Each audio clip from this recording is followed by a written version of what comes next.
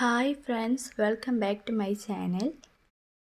ഇന്നത്തെ നമ്മുടെ റെസിപ്പി മത്തങ്ങ എരിശ്ശേരിയാണ്. വളരെ എളുപ്പത്തിൽ എങ്ങനെ മത്തങ്ങ എരിശ്ശേരി ഉണ്ടാക്കാമെന്ന് നോക്കാം. അതിനുവേണ്ടി ഇവിടെ ഒരു മൺചട്ടിയിലേക്ക് മത്തങ്ങ എടുത്തിട്ടുണ്ട്. 300 ഗ്രാമോളം മത്തങ്ങയാണ് എടുത്തിട്ടുള്ളത്.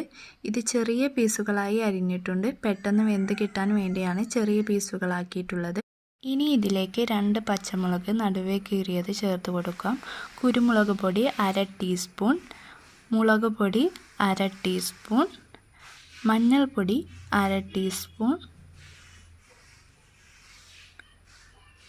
ഇനി ഇതിലേക്ക് ആവശ്യത്തിനുള്ള ഉപ്പ് കൂടെ ചേർത്ത് കൊടുക്കാം. ഇനി ഇത് വേവിക്കാൻ ആവശ്യമായിട്ടുള്ള കുറച്ച് വെള്ളം കൂടെ ചേർത്ത് കൊടുക്കാം. ഞാനിവിടെ 1 കപ്പോളം വെള്ളമാണ് ചേർത്ത് കൊടുക്കുന്നത്.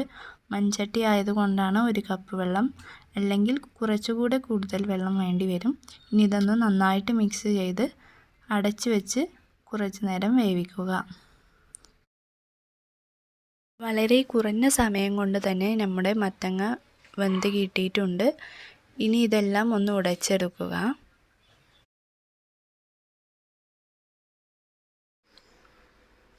ഇതുപോലെ ഒന്ന് എല്ലാം ഉടച്ചതിന് ശേഷം ഇനി ഇതിലേക്ക് ചേർക്കേണ്ടത് തേങ്ങ അരപ്പാണ്. അതിനുവേണ്ടി ഒരു മിക്സിയുടെ ജാറിലേക്ക് 3/4 കപ്പ് തേങ്ങ ചിരകിയത് ചേർത്ത് കൊടുക്കുക. ഇനി ഇതിലേക്ക് 1/2 ടീസ്പൂൺ ചെറിയ ജീരകം, 4 വെളുത്തുള്ളിയുടെ അല്ലി ചേർത്ത് കൊടുക്കുക. ഇനി ഇത് അരക്കാൻ ആവശ്യമായിട്ടുള്ള 1/2 കപ്പ് വെള്ളം കൂടെ ചേർത്ത് ഇതുപോലെ ഒന്ന് അരച്ചെടുക്കുക. ഇനി ഇതിലേക്ക് ചേർത്ത് കൊടുക്കാം.